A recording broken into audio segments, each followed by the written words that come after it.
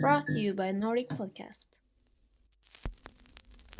So I feel like we hit it right. Exactly, Yeah. because you don't need anything more than that, and that Yeah. is kind of what I feel is important with this platform. Mm. That is why guests like you, we're joined with Pablo Rivas today, and guests like you are so important because Mm. you don't only come with the business side, Mm. but you come with the human side, the Yeah. spiritual side in business, Mm. right? Exactly. I mean, your experience is specifically drinks like Freshco, juicery, yeah. but you have, I think most people in Scandinavia that are into fitness and wellness, Mm. they have either drank from something you've worked with yeah. or they have seen something you work with. You cannot Mm. be in Scandinavia or Norway at least and not already interacted with one of your drinks or products. So why drinks? You know, Why is this such a Have passion? you started? Of course. Oh, nice. We're just rolling into it, man. Okay, now cool. Yeah, so, you know what?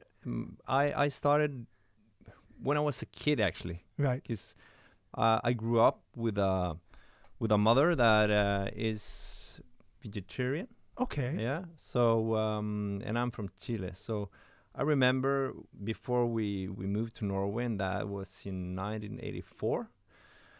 Yeah. So It's a while back. it Yeah.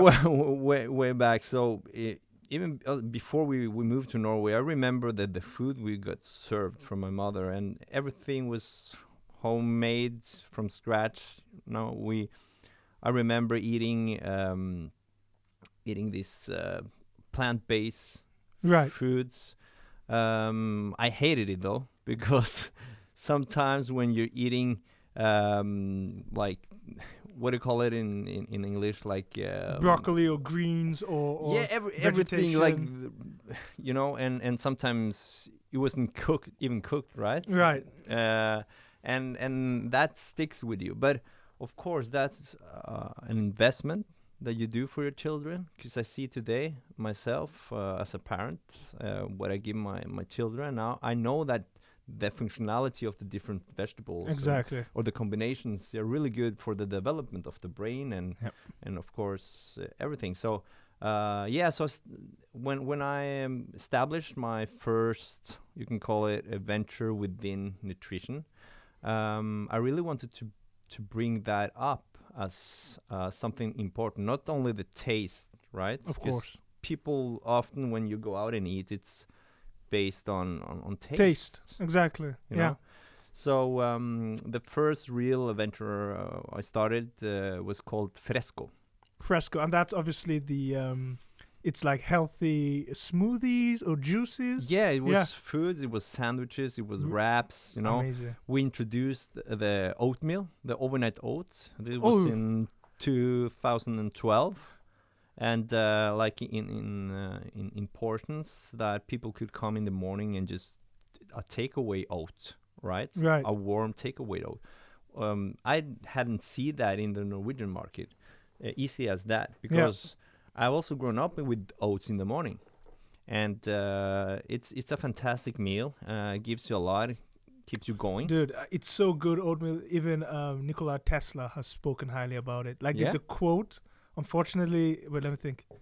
No, there's a quote that Nikola Tesla has Yeah, where he actually praises oats, seriously. and he talks how highly it is of the brain and its qualities for thinking.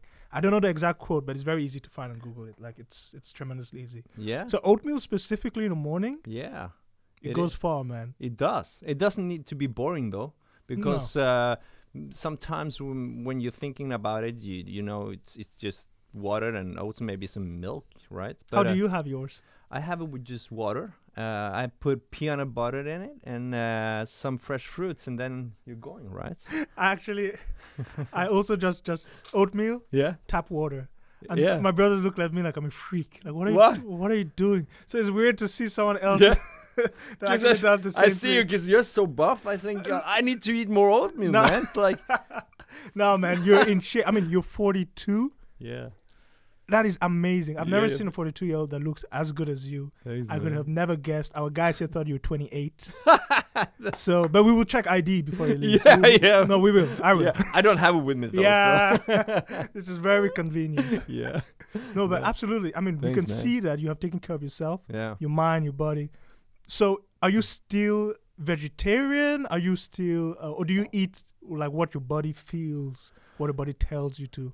How do you gauge what you need nutritionally? Yeah, it's I still have the same approach to the nutrition because, of course, while I was growing up and got all these meals and I saw the benefits of it, I started to, of course, read more about it because I've been pretty active Mhm. when I was younger. I did taekwondo for 18 years. Really? 18 years taekwondo. Yeah, so You're pretty, I mean, wow. Okay, we got a fight in the room, guys. Yeah. That's amazing. So How far did you get? Like, what belt? to black? Yeah, You're a black belt taekwondo. yeah. Jesus Christ. So, but then I was joking with the age thing. Don't get angry. I would challenge you, man. I- Never. No. I was joking, by the way. No. But and again, it's the thing is the combination of being healthy, quote, Right. to eat and be in activity. So when I moved to Norway, of course, the snow was pretty intriguing for me. So I started to snowboarding. I really Really? when I was 10, 12 years old. And then I went on and that was really like something that I loved. So, I dropped school sometimes to go snowboarding Really? here. I went into competing and I did pretty well. Competed in snowboarding. Yeah, so I was 2 times national Norwegian champion in Yo. big air. Yeah, so That's amazing. That's also like, how many Chileans do you know that are No, two-time national champion in exactly. snow? I was the only foreigner here in a place called Tryvann. Right. So Very famous ski resort. Yeah, exactly, here in Oslo. So I was the only guy with another background, Right. in that time. What year was this? 1994. Yeah, you're the only, like, I was 2. You were out there already freaking breaking stereotypes and setting records. I was 2, bro. I didn't think I could walk yet. Imagine. That's sick crazy. to That's think about it. amazing. Oh, thanks, man. Yeah, so So after that, after the snowboarding was, you could say, conquered, yeah. where did you find yourself? Because now you have not only a foundation of a healthy nutrition, but you're also coming from a sports and active lifestyle, right? Yeah. So now I can kind of see why you entered drinks, but Mm. still there are a couple of missing links. So what Yeah. happened next? Like, So when I went to school, I did a bachelor that I almost didn't finish because I needed to, I wanted to start up something. Right. My first venture.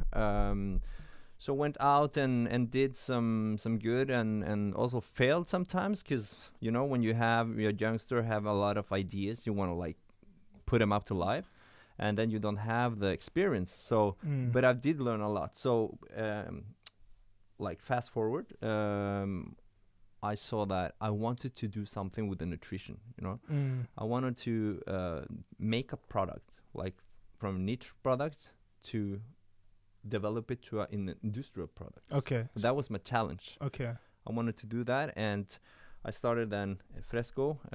So wait, sorry to interrupt, but that's, you Yeah. see, so far is like, for even the people listening, they can relate to the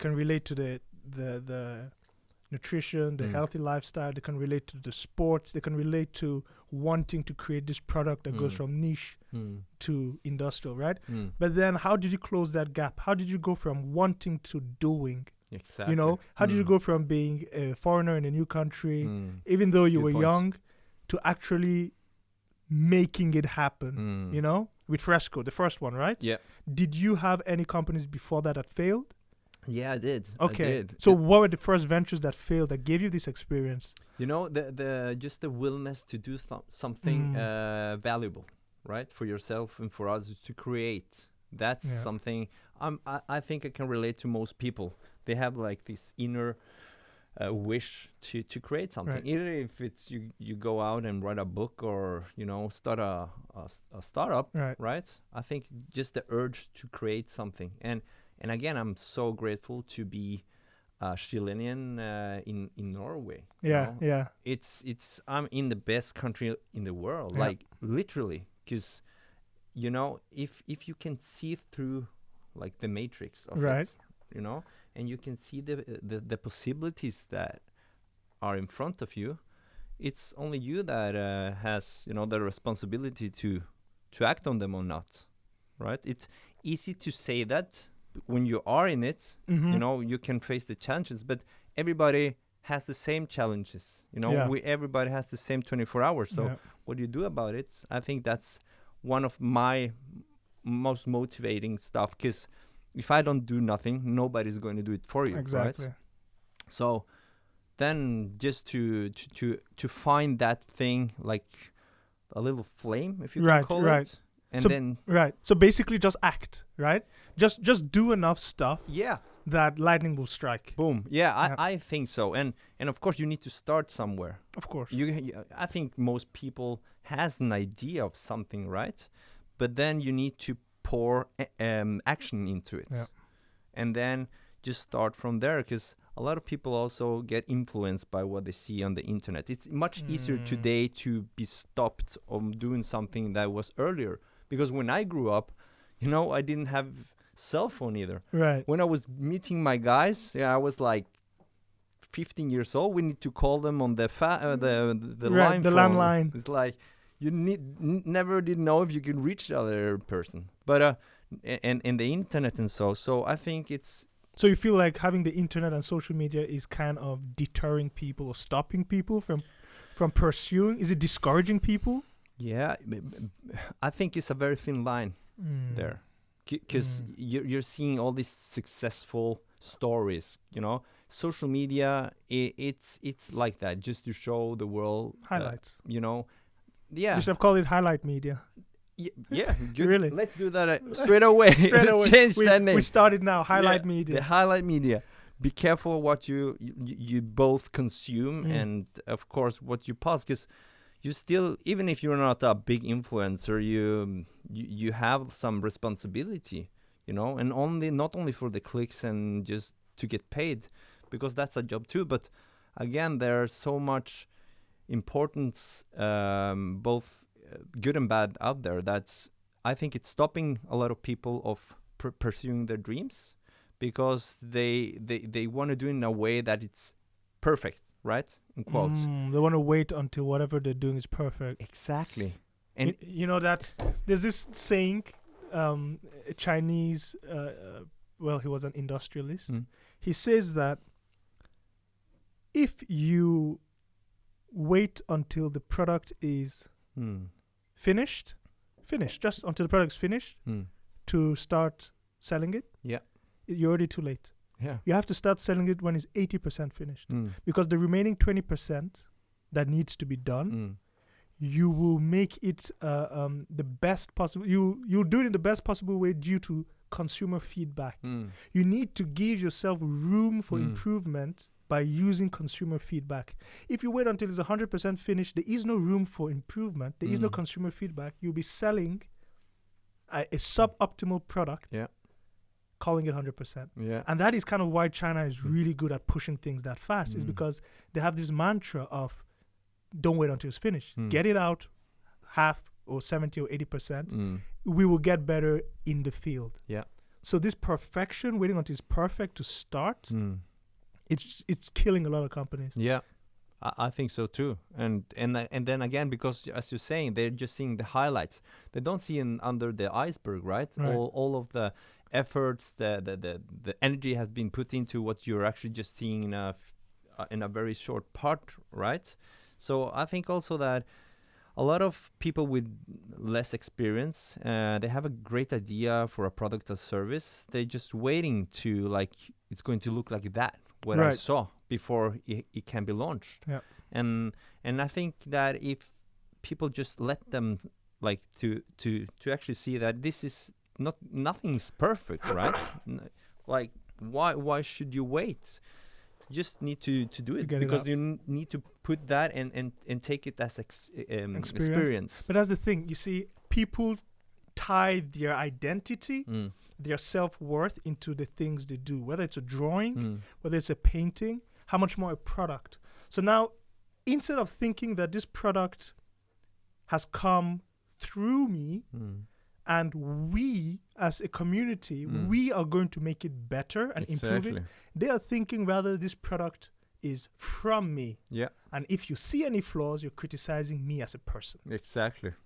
Yeah. This is why it's like, okay, I can't get it out yet. It still have flaws. You know, because if there are flaws, people will think I am like this. Yeah. No, it has nothing to do with you. It's not of you. It's through you. You know, so one has to, I believe, one has to refrain from tying one's identity to the things we create. I don't think, I mean, a lot of artists also, like painters, they kind of stress this fact, like what Bansky did with the painting that he shredded. I don't know if you saw that. Yeah. They sold one of his paintings. I don't remember which one it was. I think it was the one with the girl on the balloon. Yeah. And it sold for I don't know how many million. And then he shredded right when they just sold it. Shredded it. Fantastic. He installed a shredder in the frame. I imagine that. The horror, right? But it's a genius. Yeah, and that's I'm okay. I might be way wrong. I haven't spoken to Bansky yet. 1.4 million euros, dollars, 1.4 million dollars, 40 million crowns shredded. Now I think. But now it's even worth more. Oh. Now it's even worth more. Bansky, he's flipping a table somewhere. Hey man, it's like imagine all the media that both him and the auctioneer, of course the buyer got. Yeah. It's like immediately it's like panic. Yeah. What? Yeah, they It's didn't know what shredded. was going on. Nothing. But the whole thing, I think he's seeing the bigger picture because then the whole thing, the event is suddenly so worthwhile, right? And now it's shredded. Now Exactly. I think that the value went up. I think you might be right because now it has not only a story, but it also has some value to it. Exactly. Something happened. Exactly. And the whole world watched it. A lesson. Yeah. So now, after that, a lot of more people know who Banksy is. Yes, actually. Right? I mean, we're talking about it right now. Yeah, we are. We and didn't talk about it before. Exactly. So now we're just giving him the more PR. So Right. Banksy, if you're listening, Send us a painting. yeah, We have a spot right there. we can shred it for you. So. No, but you see, he is one of those artists that understand these things are coming. They're not coming from me. I don't own it. It's not tied to my identity. Exactly. Very good example. You cannot have this mentality in any product or service you're doing. Yeah. You have to really do it like, okay, we're doing it for them. Exactly. So I love the way, when we're talking about entrepreneurship and building stuff today, as we also talked about when we have our chats, it's like today, if you're building something, you need to start consumer centric. It's like, and not even call them consumers, because they're people that are going to probably buy your products, Right. So I think it's like, you can call it a collective kind of strategy to get more attention to your product. But you need to do it digital today because you can't build products on the shelves, No. right? You need to do it online, and with all that follows. But again, it's more personal. I think to build products today, it's a more personal approach. Personal. What do you mean it's a personal approach? Because when today's very transparent, who's standing behind the product or service, Right. right? Because today, when you're thinking like Facebook, you can also imagine Mark Zuckerberg, Right. right? Or Tesla. Like the Elon car Musk. Tesla, Elon Right. Musk. Okay, I see your point. And Apple, right? Right. So there's the personality, I think it comes through the brand. It's not actually the brand, but it's super exciting to see the people behind it.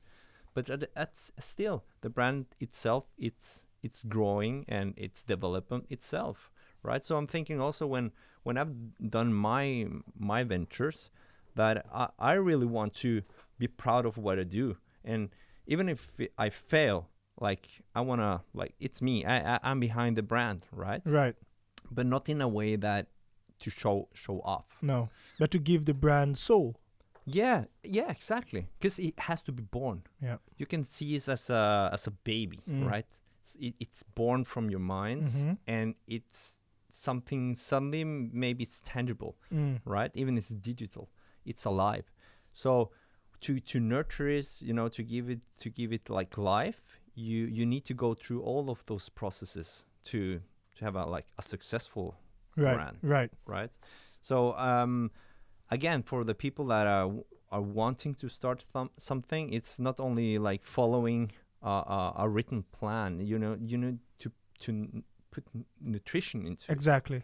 right? Because now, as you were saying, to go back to what you were saying with Fresco, when you started Fresco, you had obviously this experience. You had a little bit more experience. You had failed a couple of times. Exactly. So how did you handle specifically Fresco? What mentality did you go in with? I did know nothing about the industry I went into. I just had thoughts. What I knew about was nutrition. So how are you going to translate that into products, or a service, and to build a company, right? So at first, this was a family company. My mother was a co-founder with me. Wow. Yeah. So wow. and then I have 3 younger sisters. Okay. And all of them were involved in the company. So suddenly we were there and built this together. And from day one, it flew off, because we established the outlet in Frogner. Oh, that's a very good location. It's highly populated. It's known. People go back and forth. There are even gyms around. Like, Yeah. there's a park. So it's really high for people who work out or active people. Exactly. And that was our target group. People that was a little bit more, you can say, conscious about what they're eating, and they were willingness to pay higher price for something that was For better, quality. for quality. So and then the juice thing that started was just us trying out different products. So my mother said, okay, let's try some green juices. Like, okay, where do you buy a green juice today? And this was in 2012. 2012. So we gather all of these green vegetables, and just like blend it together, put some ice, and start to try sell it. And it tasted awful. It tasted grass. Like, what? Lawnmower feeder. Exactly. It's like it smelled grass, but Right. people bought it. Okay. Right? And it started to bought in volumes. So we saw like, okay, we hit something that was missing in the market. So we developed the juice line and started from there. And then my mother took over the company eventually, and she opened other outlets, while I wanted to take the juice and make it industry. So Juiceria, that was the first brand. It started with my wife, and we went out and build this brand, and then again started all over again, from scratch. The juice brand now. With the juice. Specifically. Exactly. The functional juices, because we and also you're carrying the experience with Fresco into the juice. Exactly. So there's back to what you said. It's gather a lot of experience and translate it into this new venture. The thing is, this is where many people will fall between the gap. Yeah. I feel that what you did here is you were flexible enough to change course.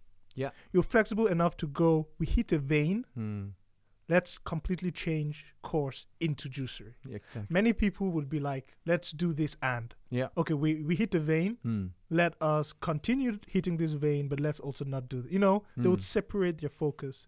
So I like how you were, I would say, selfless enough to change the vision, or flexible enough to change the vision midway due to consumer feedback, Exactly. Totally right. A lot of people, they don't care. They're like, the consumers don't know what they want. Yeah. They will not listen to it. No. And all of the feedback we got, even from the first juice we sold, is like so valuable. Because I wrote it down, and I wanted to do something and translate it to this new product. Because I saw, of course, the rise of the cold pressed juices at that time. And The Instagram. rise of the cold pressed juices. That sounds like a movie, man. Yeah, The it's like rise your of the cold book pressed title. juices. Yeah, directed by Christopher Nolan. Okay. So there was this industry, but there were so many exciting things happening, and Instagram started that year. Oh. Yeah, or 2012. 2011, 2012. Right. You're right. Or was it 2 years? But No, it was around then that the user, I think like it more and went more from the people coming in. Yeah, Because I remember I came 2013, and Yeah. it was still, I was still one of the first. It was still new, yeah, even though I was like 2-3 years late. It was still new. Exactly. Because I was like, why am I on this app? yeah. Me too. It's like, Mhm. okay, nothing happens here. Right? Exactly. But then brands started to use it. So, and then I saw this new kind of window into that world I wanted to enter. There was some juice companies in the United States, like Blue Cleanse, and there was Juice Press, and Okay. these big companies that are now. And I learned so much just by looking on Instagram, like the Right, pictures. right. It wasn't videos, Right. They didn't have videos in the beginning. No, man, it's pictures. You couldn't even DM in the beginning. Do you remember? You couldn't. No, you couldn't. You could only comment under pictures. There was Yeah. no DM. You There was couldn't no way tag, to. right? There was no. Wait, there were hashtags. Yeah. But no, it was. but yeah, to like tag the other. Yeah, I account. think you could. Okay. No, maybe I'm wrong. Maybe Yeah. I'm wrong. But I know that it was very limited. Mm. You couldn't really exchange ideas. No. So you were forced to, like you said, learn from the pictures. Yeah. You Exactly. couldn't ask them questions for a DM or anything. Nothing, man. And it was so funny just talking about it, because when I scrolled through the few pictures, it was, some of these juice companies started to jump on, take pictures, and they took picture of the production facilities, right? How they make it. It's like, And you were taking notes. I was taking notes. I was looking at the pictures like, oh yeah, that machinery, right? Cool. Because I had no clue, Self-taught through social media. Yeah. That's I should insane. put that on my CV. No, man, dude, that is insane. Because look, a lot of people complain. Oh, I don't know this. Oh, I don't know that. Oh, I don't have the knowledge to back this, and I don't know anyone who has. But the internet is there, man. Yeah. Everything is there for free. Oh yeah. You just have to Oh, yeah. apply yourself. It is refreshing to see that you're actually using Instagram to learn about the facilities, how they post it, how they make it. I still do. It's resourceful. That's the It word. is. It's highly resourceful. And then again, it's how you use social media. It's like, how do you, when you consume it, right?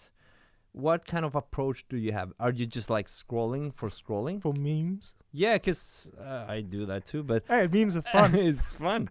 And but again, it's like, if you have this approach, because you are using so much time, like people, if you go to your phone and Yeah. see the log, you see how much time on which app you're using, or how much they drain your battery. But it's like, so the social media apps is probably one of the 3 top. Absolutely. Right? It's in the couple of hours. I guarantee you. I think the average is probably 3 hours. Yeah, and most people, they're consuming, they're not creating. So if you take that shift, but if you're consuming, how do you use the time you have consumed the information? Mm-hmm. So I think about that. Like, when I am there, I'm trying to see if I can convert that to something valuable for myself, right? And right now, because I'm building this new brand. Right. So Fresco, Juicery, and now you're on this new brand. Exactly. So I did Fresco, then I did Juiceria, Right. and right. then we merged with our only competitor that we had on that time. Amazing. And before that, I got into to know this. A lot of fantastic people, some investors. One guy, awesome guy, just jumped into, because he believed in us, our approach. He invested his money, and then we built the company together. And suddenly, there's a factory here in Oslo that we were a part of building.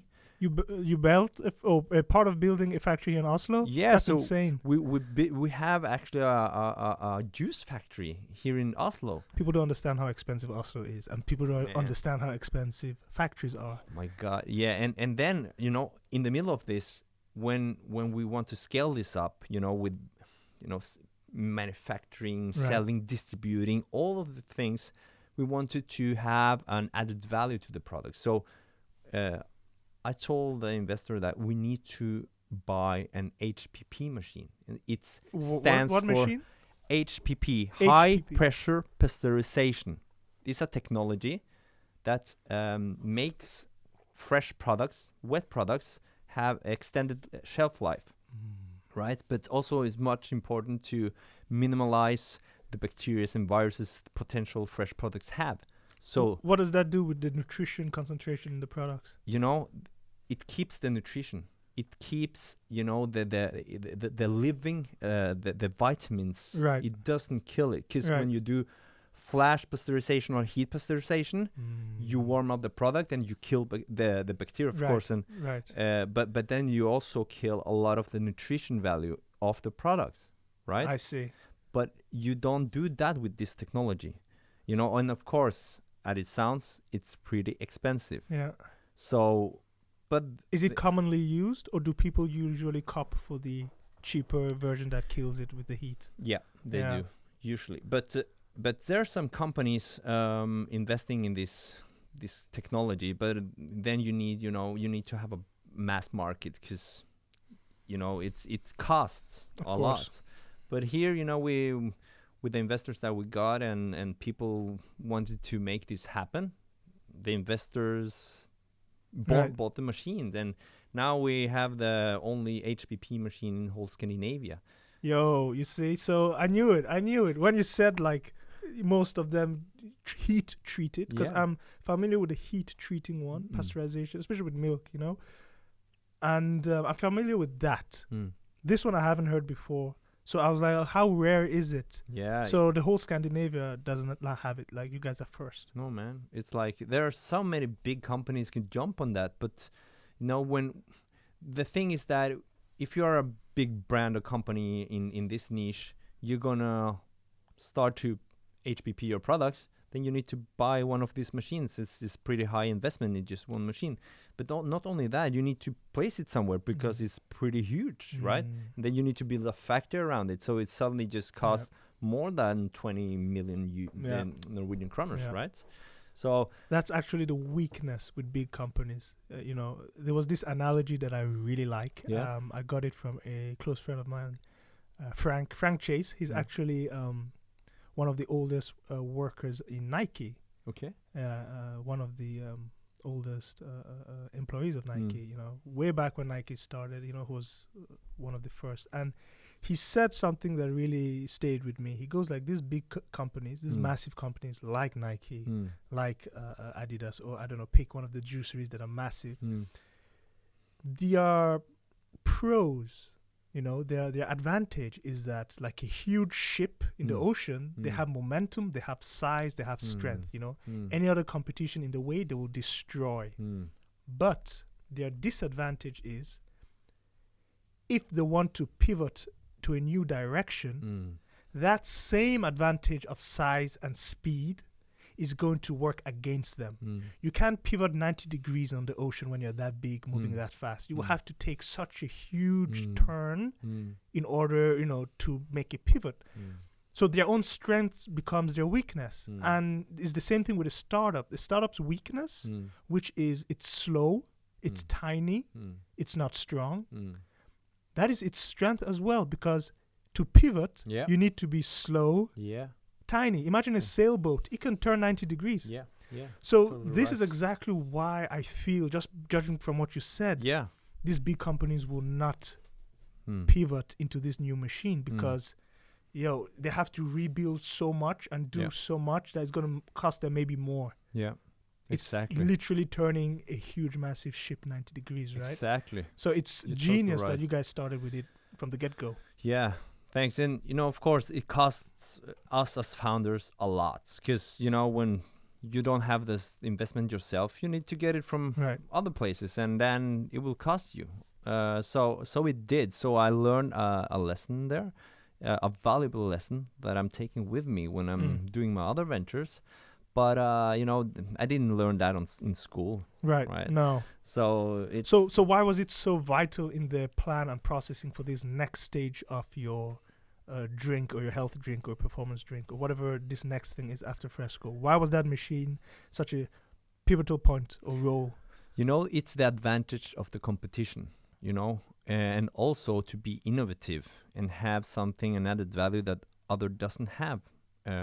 So the importance of having that technology is to both like keep the nutrition. That was like the main thing, because we wanted to sell something that was nutritious, and also for the valuable of having a product that meets the criteria of shelf life, right? So, and from that to distribute. Yeah. No, I see that. I see, because most things with high shelf life do not have high nutrition. Exactly. Totally right. So when it comes over 6-8 months and you have 1 year, it's like you have to start thinking for yourself, like, and you can just put it on a warm shelf. There's something. That's why there was this campaign. I'm saying too many brand names. They should. You should pay you, right?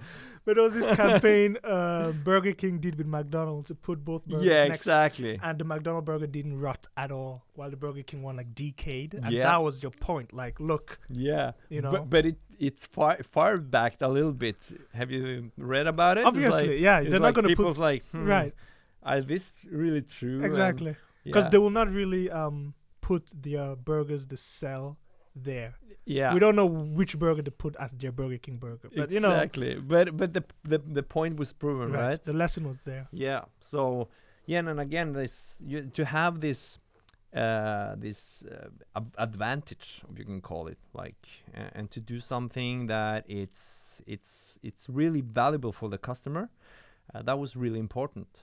So of course, the knowledge I got from just like coming up with new product innovations, to go the process of from idea to an actual product, you need to think more than just the what do you call it, the value of making that product, what it goes into it and everything. You need to think about the whole line of the sales, the distribution, the entire lifetime of the product from inception to death, basically. Yeah. So and you need to be conscious about it every time. So how conscious are you of the death part, like plastic bottles, glass bottles? You know what I mean? Oh, you want to go into that? Yeah. I mean, if you bring out the life cycle, let's test it. Oh, so packaging, man. That's that's a universe for itself. It's so freaking important right now. Because we are talking about sustainability, carbon footprint, the distribution, manufacture of it, the afterlife of that thing, right? So when you go into the plastic thing, and I started with plastic bottles, like PET bottles, and from that time, 2014 when I started to 16, didn't think about it, right? It was the best convenient packaging at the moment.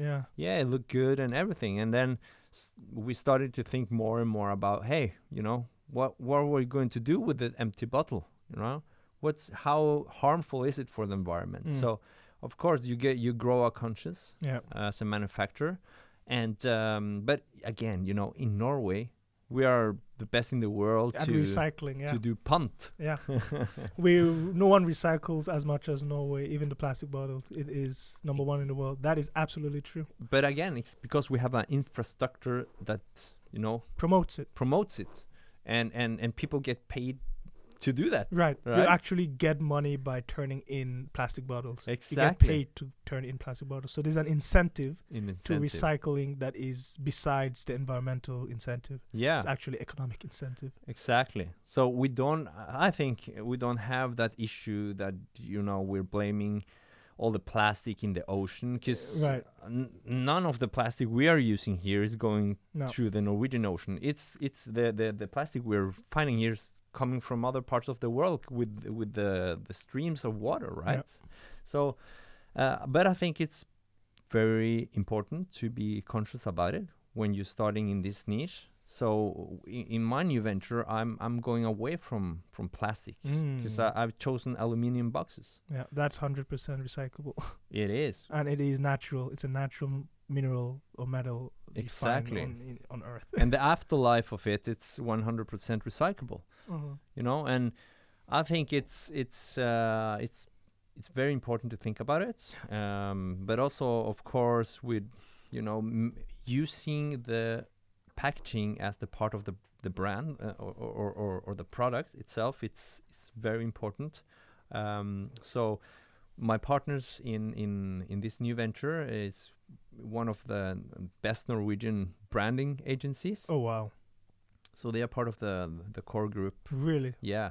What are they called? Can you say that? What they're called? Are you allowed? I don't want you to break anything. If you not yet. Okay. Not yet, because we are still finding out things, but probably very soon. But these guys, they are first of all, the persons behind the agency, they are awesome. Like they have so much knowledge. They know what you're doing. Exactly, man. So everything they come with is like super notch.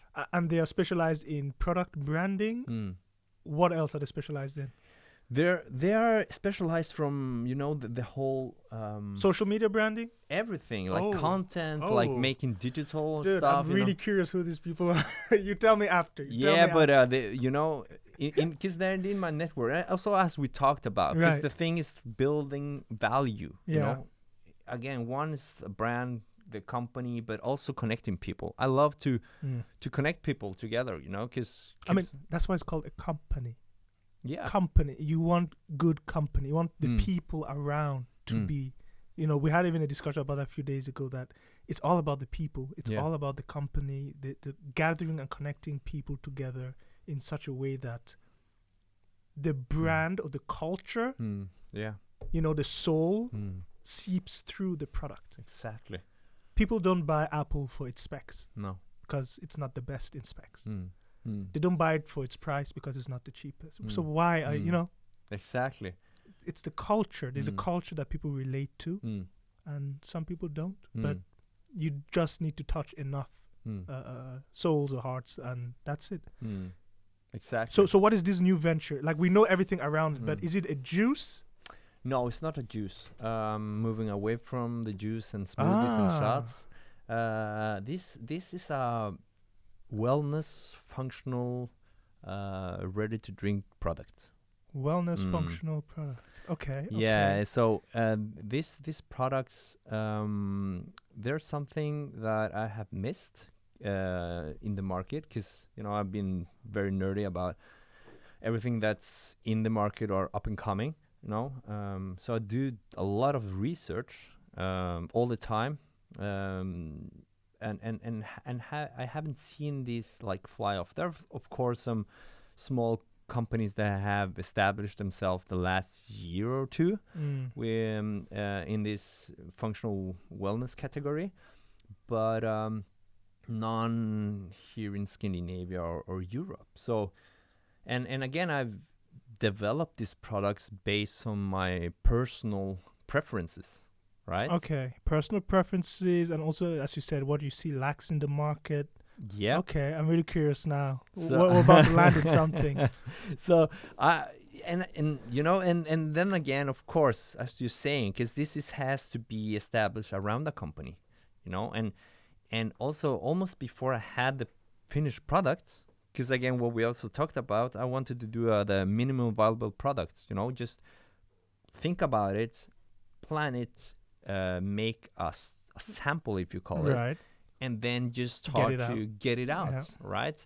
And it has. Then you start to giving life while you pouring, action into it. So and then, but the most important thing is to build your inner core, like with people, like in my network, who would like to be a part of this kind of venture, right?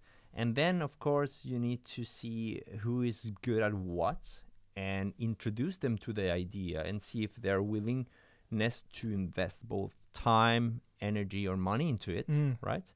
And then build from there. So I think the part of the culture is very important to set the standard from early off, and then, develop it as they go. Exactly. But one of the most important things are the vision of it, right? to put the vision. How would this look like in 10 years time?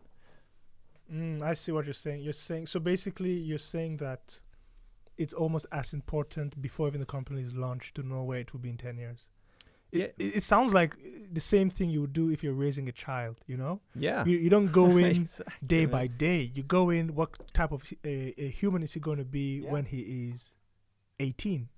Exactly. And then you start raising him accordingly. The culture or the upbringing is according to the goal of 18 years. Yeah. So that makes absolute sense. Like your standards, how you've been raised, the good and bads, Right, and how you want to develop.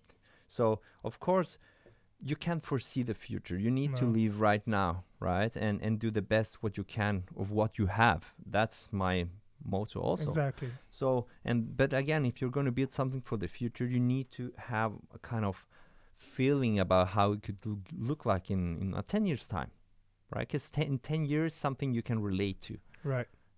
Time flies. Exactly. So to set the goals, to have the vision, and to build value is like overall kind of what you can call it a statement. Right. And then to move from there. So how far are you along right now? Like, are we still in the development phase? Are you? Is it coming out soon? Like, where are we? What is this mystery drink? These Corona times for me, I haven't said that loud yet, but it has been pretty amazing in an entrepreneur world, like having stillness, mindfulness along, because you need to have a social distance. Yeah. You can't be bothered from other people, and wasting your time, like sitting, like the priorities got straightened out. Exactly. It's so you can see it so clearly. Yeah. And if you don't, without the fear of getting contaminated or something, because a lot of people go around with fear today. Of course, Right. it's normal, but if you could pivot and think that, okay, now I have a good time to build something, like an idea, just plant the seed right now. What happened when when the vaccine comes or things are getting normalized? Who will be building or have built Right. value in Right. this time? So I'm thinking that when I was officially finished with my other company, with Freshco, I was thinking, okay, what should I do now? It's like I will go back and I will build something, a new product. Maybe it's night time to take out the idea that I wanted to build for myself, like this product. Mm-hmm. So this product, I had named it Antidote. Antidote. That's the name. That's Antidote. the name. Antidote. As simple as that, and I like that. difficult as that. Because The brain goes straight to antidote to what? yeah. Yeah. So for what's like, and then you're thinking like this is something against another thing, Right. probably negative, Right, right? It's right. going to give you something positive in return. Right. So, and then something for daily use. So you can start think about, okay, what people most lack of energy. Because today you're consuming too much, right? And you Okay. wished you had more energy to do this or that, Right. right? So I'm going into and make a functional ready-to-drink product that's called Antidote and could be a helpful resource for you to obtain your goals. Like, I'm just going to put it out there like a little bit mysterious because I'm in a phase where the product is developed. Okay. I'm going to launch it really, really soon. Okay. Because that's like hella mysterious right now. Like the I curiosity just, peak, man. yeah, man. He's giving enough and then pulling it back, and then it's really good. So it sounds like something that you would need no matter where in the phase of life you are, or no matter how active. Exactly. It really sounds like that based on your short description, and it sounds like it is filling a gap. Yep. Maybe the name Antidote is filling a gap in wellness drinks. Yep. Exactly. Could it be probably the next vitamin dose, daily vitamin, but in drink form? Am I getting closer? Yeah, man. It's really, yeah, really now I'm warming really up, man. now you're getting too close. Okay. No, but yeah, it's something that again, I want to establish this not only a ready-to-drink product, because there's so many other elements that this product will make you feel, right? So I want to harness the way the products makes you feel, like in facts, I see. what it does to you. And what the last thing I can say is that it has adaptogens. Adaptogens. What are adaptogens for those who don't know? You know, adaptogens is a description of non-toxic plants, fungi, that gives you a certain effect, especially with the stress receptors. It's balance your stress, you know, because that's another thing in the society today. We're really stressed all the time, and stress leads to a lot of chronic illnesses. Exactly, a lot of chronic illnesses. That is all down to stress. Stress, man, and that's something that there are. You know, if you start to look around you, we are organic beings, right? You know, so in everything around us, things we eat, especially, has compounds that are helpful for us. We have forgotten that along the way. You know, we are taking or eating a lot of processed foods because, again, we're stressed. We don't have time. And, of course, we need to have something to eat, right? We eat what's most convenient. So you're doing that, and suddenly you're starting to get illnesses and, you know, and stuff that you can explain with your body. And then suddenly you missed out if you're not conscious about what you eat or drink. So it sounds like this doesn't have, as you said, it is okay. It's pasteurized, so it has all the nutrients needed. It sounds like it doesn't have sugar. It's not. It has not sugar. Okay. In it. Okay. No added sugar. Yeah. No. So it's all natural. It sounds like I'm trying to, you know. You're trying to get out more information. I feel like we're playing 20 questions in the game. Trying to crack the code here. Yeah, but you're really close, man. Yeah? Yeah, you are. So, okay. So, this is all the things that you have, like, talked about. It's really, and it's in a can that you can consume every day. Is it a stimulant or a depressant? It's 20 a stimulant. questions. It's a stimulant. So it has caffeine. Are you going to censor this? Or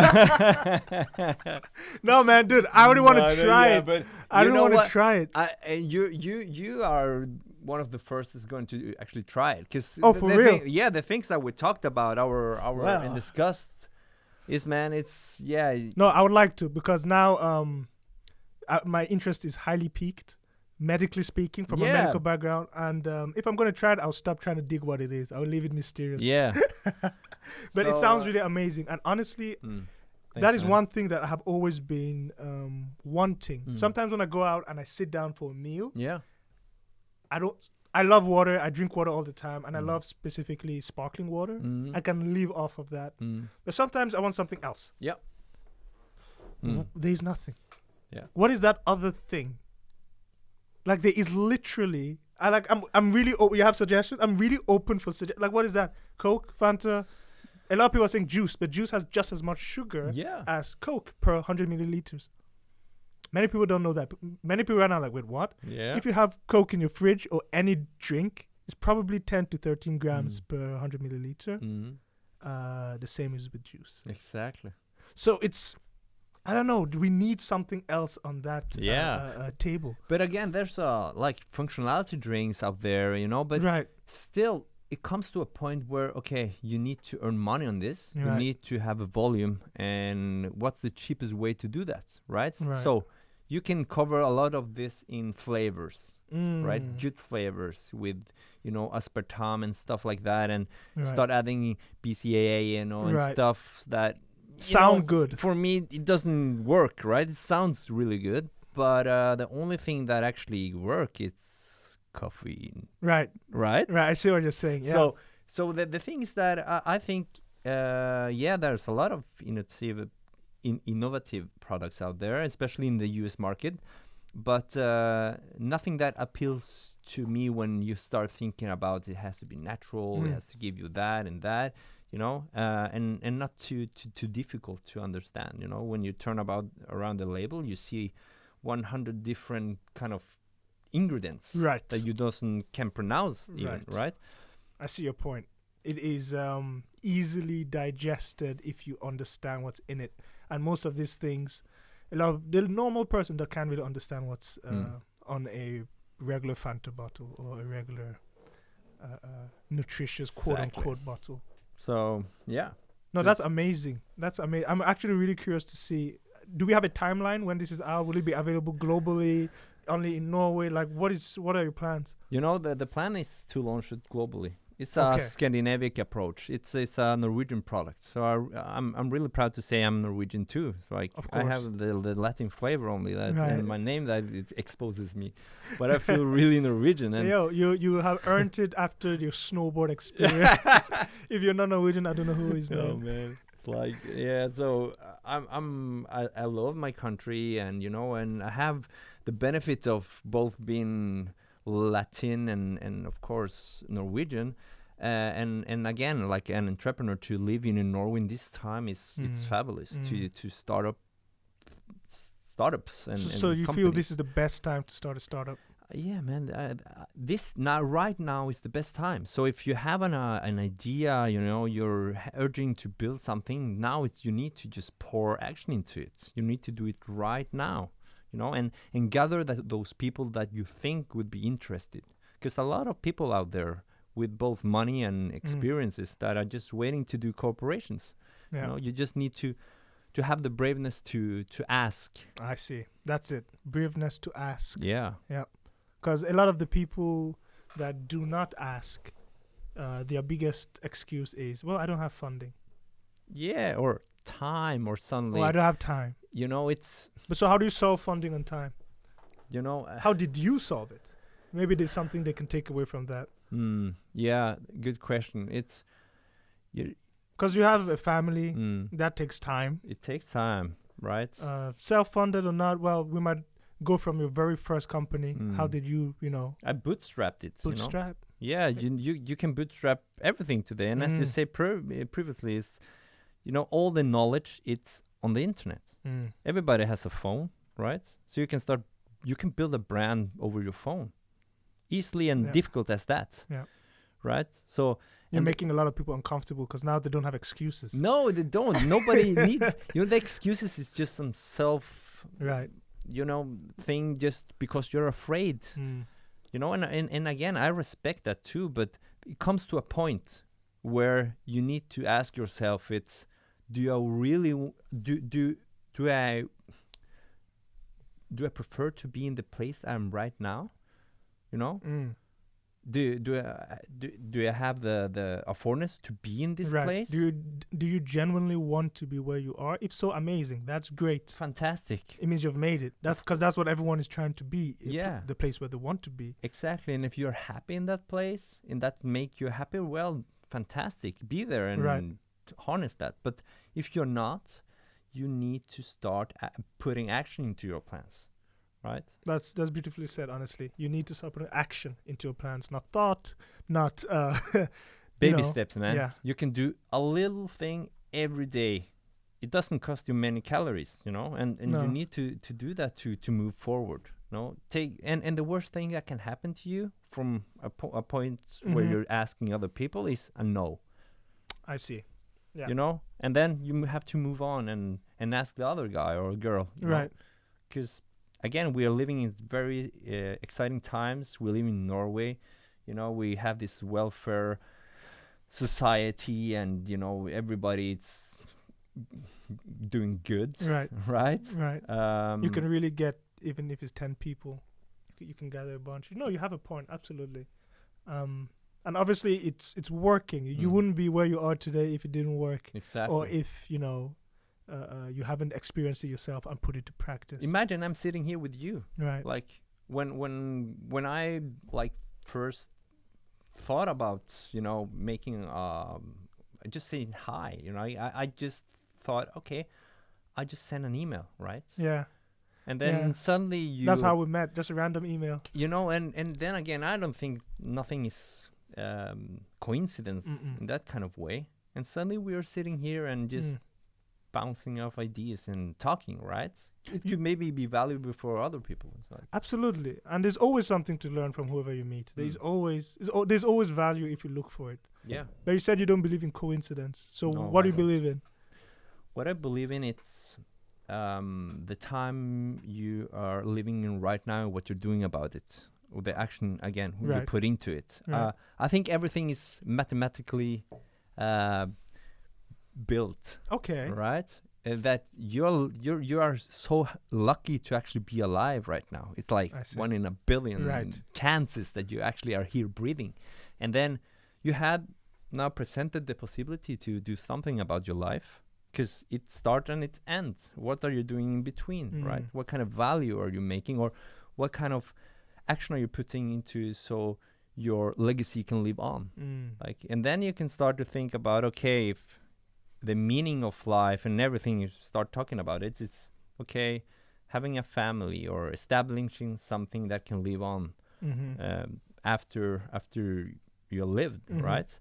So yeah, and of course I'm Christian myself. Okay. I So you do I believe believe in in God. God. I do, and that also of course helped me a lot in my journeys, because I think it's very important to believe in something that is greater for you, and if it's God or one of the gods, or or your own gods, Right. it's important to answer something, To anchor something. anchor something, To anchor something. exactly. Okay. Why is an anchor needed that is bigger than yourself? Why is it needed to have? I agree with you. Yeah. But Yeah, no, of course. it's really important. I feel like asking the right questions also makes it easier for people to digest. Yeah. So why is it necessary to have an anchor that is larger than you? I think because there are so many questions when you live in this life about why you are here, and what are you going to do with the time, and it can be very big for people to accept, the meaning of why they're alive, right? So I think if you have some anchors in your life, it could be both, like to believe in a God or not, or believe in something you really can visualize and see that it helps your life to be a better life, right? I think it's important to find that, because then, or else you just will be floating, around, right. and maybe not have that push, That drive. Yeah, the drive. So that's what I like my that. personal meaning, and Right. and again, it's with the religion, it's very interesting, because there are so many cultures and people that believe in different gods and different Right. things. Right. So yeah, so it's have been very interesting for me to actually think about it. It's No, absolutely. bigger purpose. It is what drives Mm. the superhuman effort. I believe superhuman effort comes from doing something for someone or for something bigger than yourself. Yeah. There is a certain limit to if we do action for ourselves. There's a limit, because if you just think, okay, we're physical beings, I'm going to run this marathon for me. There's a limit, I believe, than if you say, I'm going to run this marathon for, and then your goal or your motivation is something bigger than you. I think you're going to run it quicker. Yeah. You know what I'm trying to say? Yeah. So it's not only that motivational aspect, but also it comes back to what we were saying with, if you really believe that, let's say something as simple as a product didn't come from you, it came through you, you were inspired from it, Yeah. it means it came from somewhere bigger than you, right? And if it came through you, now it's more of a duty to carry it out rather than a selfish reassurance to carry it out for your own identity. It's not, you're not carrying it out for selfish reasons anymore. It's like you have been given this gift and now it's your duty to make sure it is fulfilled. There's this story, I think I've said it before on this podcast, I'm not sure, I always go to this. Alexander Graham Bell, he was the inventor of the telephone, right? And it is said that when he went to the patent office with the first telephone, to patent it, obviously, he was the first, he did it successfully. But then when he left, 2 minutes later, another dude came with a telephone to patent it. Wow. Didn't know. That guy missed. I don't even know his name. 2 minutes later. So that really shows you that. I'll give another example of how we get ideas through us, not from us. Thomas Edison, inventor of the light bulb and 1,000 other inventions, at least. He says, he was trying to invent a light bulb that could last. He had actually over 1,000 prototypes that had light for like few seconds. So he knew it was possible. But the filament, the thread between the electrodes kept burning out because it was too high or too low, not bright enough. And obviously reporters and journalists were like, how are you failing so much? He goes, no, I'm not failing. I figured out 1,000 ways not to make a light bulb, But he kept pushing. And the final filament that was used to make the first light bulb that lasted, the way he found that out was actually he was sleeping in his rocking chair, right? A rocking chair is, the ones that you just... So he was sleeping in his rocking chair and his hand was on his table. Now, obviously, he had all sorts of stuff on the table. Yeah. But he was exhausted and was sleeping on his rocking chair. And when he was rocking, his hand was making a back and forth motion on his table. And due to all the, I think it was zinc on the table. I don't remember the material now. But due to all the powder and stuff, it's a dirty lab table. When he woke up, just due to the friction of his hand moving back and forth on the table, he had created a filament, a thread, out of material and dust on his table. Exactly. And he had tried horsehair. He had tried human hair. He had tried everything. He was so desperate, he goes, let me put this. And that was the light bulb. So that didn't even come from him. No, exactly. You were sleeping. No coincidence, right? You were sleeping. That's not off you. That's not your invention. You didn't even think about it. When you were up, you failed. When you were sleeping, you succeeded. If Alexander Graham Bell example is not an example that shows that ideas and inspiration comes from an alternative source, it comes through you. Yeah. And if you don't do it, it's going to come through someone else. Yeah. Mankind is not going to not have a light bulb because you were sleeping. Even when you're sleeping, it's going to come. It's going to happen. Or if you missed it by 2 minutes, there's a backup. If you don't make Antidote, someone else will. Exactly, It is something that is needed. It will come. It will fill this gap. It will. But so the issue happens when you believe I made the light bulb. It's from me. It's from my intellect. It's from my intelligence. It's of me. Yeah. And I feel that is a very important distinction in how we connect the higher power, something bigger than us, something greater than us in our work. Exactly. And how we keep driving, how we keep pushing. Yep. Because you would have given up after 999 if you thought it was from you, because then you have failed 999 times, It's crazy, but it's a tangent, but it just shows that, I truly believe that this is the correct approach. And we've had many guests like yourself in their own fields, in their own unique fields, that have said the same thing you've said. It's like a red thread, Yeah. It's not... We have yet to see someone who goes, no, I did this. Yeah. Exactly. Yeah, I think so too, man. But do you see yourself now, because it seems like you're flipping companies in the sense of you reach or you grow it at its peak and then you transition? Yeah, with my last company, that wasn't the intention. I wanted to stay there longer. It's just the things that happen under ways that I didn't had experience of before. Again, back to the experience part, because if I did more of not only building company, but to handling a company and investors, and people, I would, I don't know. I can say I would stay there, but I'm going to do it differently this time. I see. So, but again, I'm very thankful for all of the experience that I have from my last company, because I haven't done that before. So, and I think that you can have X amount of startups in you, right? Oh, I see. X amount of startups in each person, you feel? Yeah, okay. I think everybody has the potential to do a startup, and not only that you are the founder or CEO or whatever, but if you are like the engine that started the thing, you could find your position into that culture within, right? So I think everybody has the potential to do that. So therefore, with me and back with, the time thing, the timelines and all the other things that obligations that are taking your time everyday life. Mm-hmm. Still, I have some thoughts of different kind of startups I want to do in the future. Oh, really? Yeah, man. Branching out of drinks or? Yeah, like in Really? other fields. That's amazing.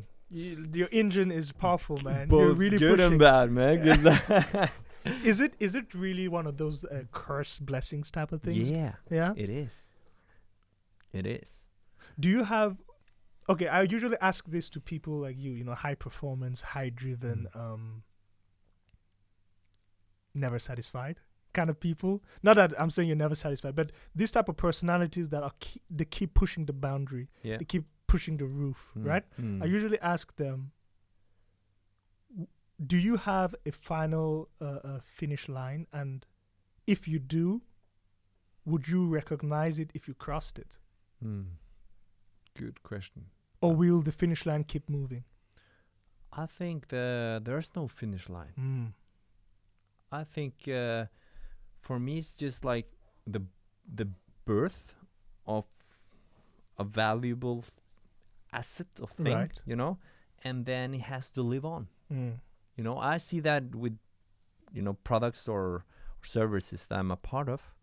I don't want it to end. I just want it to live. But if it dies or crosses its finish line, Right. well, so be it, right? Because again, that's the cycles of life. Yeah. So That's really well said, actually. That's really well said. If that is its death, that was its cycle of life. and that's the meaning of it, Yeah. right? Because that's the part of the whole, you know, even if it's a product or life Right. or friendship or not, Right. right? Everything has a start and an end. Right. But will that end be something that will be in this lifetime for me, right? Or not? Or will it end itself for somebody else? Or if we're talking about products or services, is the market, you know? And COVID had ended a lot of companies, you know, and lives. That's exactly. sadly, but there are many new beginnings starting from this COVID epidemic. Absolutely. crisis. Absolutely. It has indeed bankrupted a lot, but it has also given enough breathing room for a lot of new startups to grow, to Yeah. expand instead of contract. 'Cause we need to pivot as Yeah. humankind. So would it be a problem if this legacy happened after your lifetime? Because I know a lot of people want it to happen now, you know? Yeah. If you look at, this is very common, it's a very common phenomenon in art, in painters. While they're Yeah. alive, look at Van Gogh. Exactly. I mean, he even cut off his ear, put it in an envelope, and sent it to the woman he loved. Like, this guy was the definition of desperate, right? Yeah. He could paint. Everyone has seen the Van Gogh, Starry Night, for example. But when he was alive, he was dirt broke. Yeah. No one really respected him. Was not a respected artist. Not the second he died, but when he died, I mean, you want to get a Van Gogh painting today? Good luck. You Yeah, know, they're yeah. in museums. They're worth multi-million-dollar.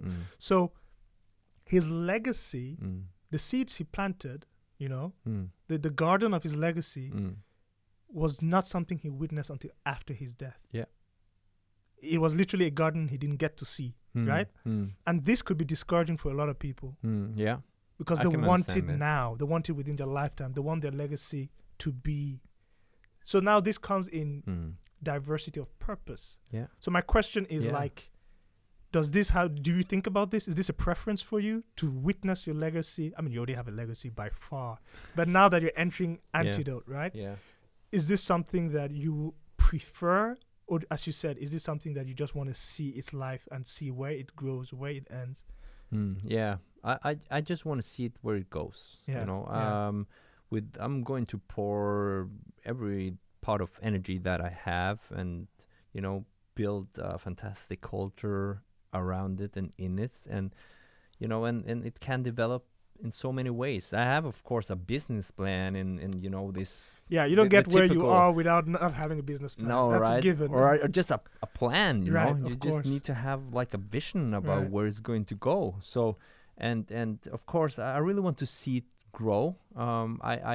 I hope that I can, like, over time. And then, you know, if I do an exit or it will be bought or nobody wants it, right? It could be a possibility also. Right. So that is it. No, then of course I think there's so many things you can do. I wouldn't say can't, but you can do. Right.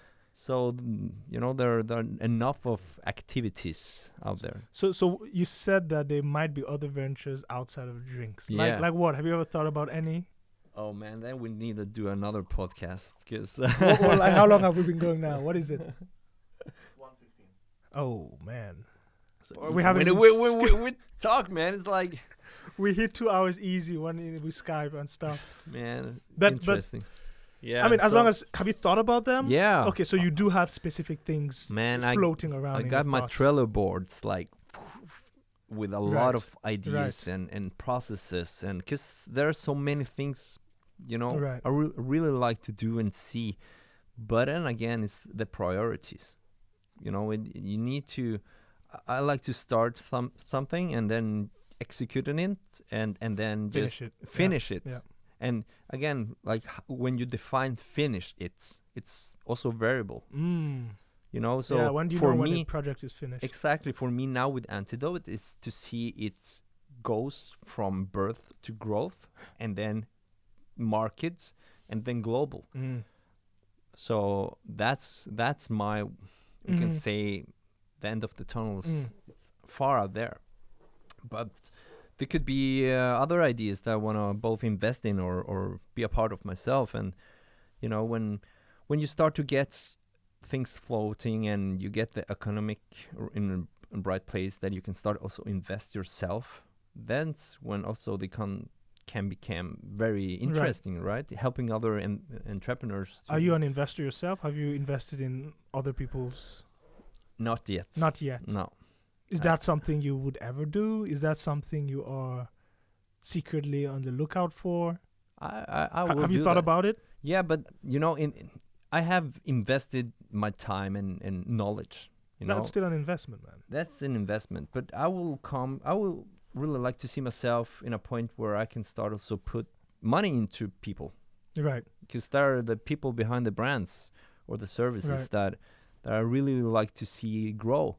Because I know when I didn't have the possibility, I know how it felt when an investor with money came along and said, "Hey, I believe you guys. I really want to be a part of this." Right? That's a fantastic feeling, How are investors in Norway, based on your experience? Like, do you feel that Norwegian investors? Okay, you can answer. You can defer this question. I don't want you to lose investors. No. Just ask. Right, but how are Norwegian investors versus, let's say, American investors? Do you have an experience with the difference? Because Norway is a population like 5 million. It is a small country. Maybe a lot of the investors here are very specialized. I don't know. Do they breathe down your neck? Is it creative freedom? Like what's your experience with investors here?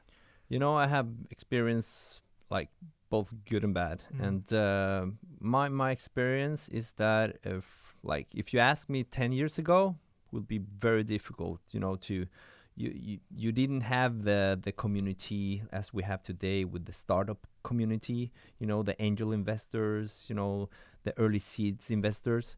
Now you got it. But earlier on, it was much difficult from an entrepreneur with a little experience to go out and say, "Hey, I got this great idea. Do you want to be a part of it?" It's like the ownership part of it wouldn't look like today. So, I see your point. But I have also great experience, and today you can go out and get fantastic people on board with the money, also investing with money and knowledge. So yeah, you just have to take your time actually. And see if the chemistry works. I think the part of the chemistry don't need to overshadow the urge of getting that funding. Okay, I see what you're saying. Because a lot of young investors looking at, "Hey, I need to do this now." Right. So, and if you are an experienced investor and the only thing that you want is the most part ownership in the company, it's easier to say, "Hey, yeah, you can get that for this." right? So if you have a timeline and you're not too eager, you need to experience different kind of people and see if also if that profile fits your company. Right, right. It seems like you have a lot of, as they say, spokes in the fire, or a lot of fingers in different pies, right? Yeah. But like, how do you unwind? Does your work give you enough energy to work so you don't need to unwind, or do you have? I mean, you're a black belt in Taekwondo and you snowboard, but do these things help you work better? Would you think that, okay, I need time to unwind, I take vacation, I take days? I know like Bill Gates has a thing where he literally goes on a retreat for a weekend with books and no internet, and that's how he does it. He reads 4, 5, 6 books, and then he comes back for a month, you know? Yeah. Do you have any routines or any habits that you feel are anchors? Yeah, good. I work out almost every day. So that's my time off. Because, we all talked about a little bit about this, to have this time for yourself and find the time to unwind. And for me, it's working out.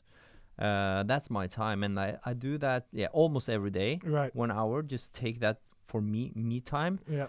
And of course when I'm with my kids, it's Amazing.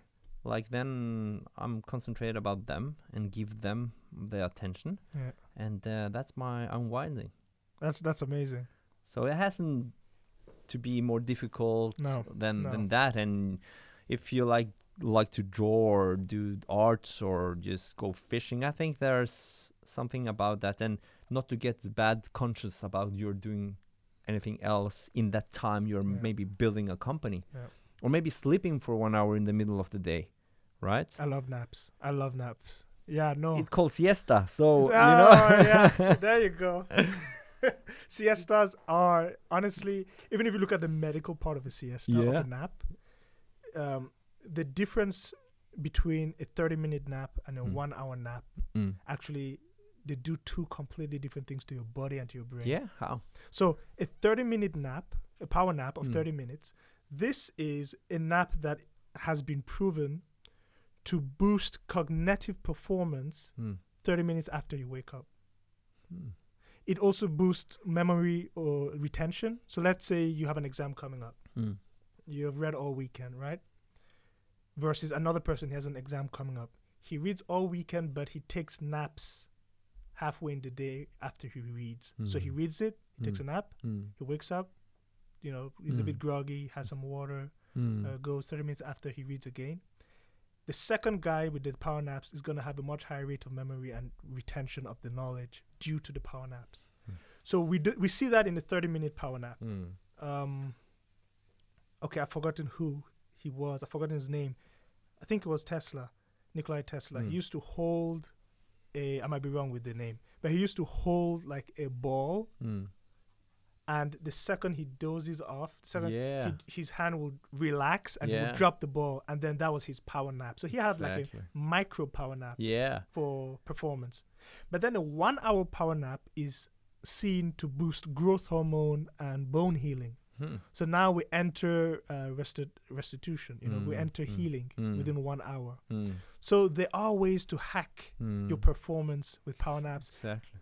Through medical school, I was using this religiously. Yeah. Like, I was napping in the middle of the day as much as I could after studying or after obligatory 1 hour nap. And you really see this change of performance.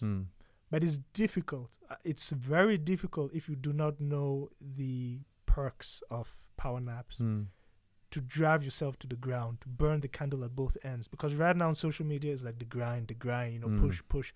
No, that's not how a car works. You don't push the engine forever. You need a pit stop. Yeah. You need to actually get off the ride for a short amount of time so you can get on, and actually perform better. Exactly. So the siestas, man, you guys got it. Man. You guys got it right. Exactly. Have you been back to Chile? I have been back only twice. So when was the last time? 2007. Oh wow! So I got a big family in Chile, and where in Chile? Viña del Mar.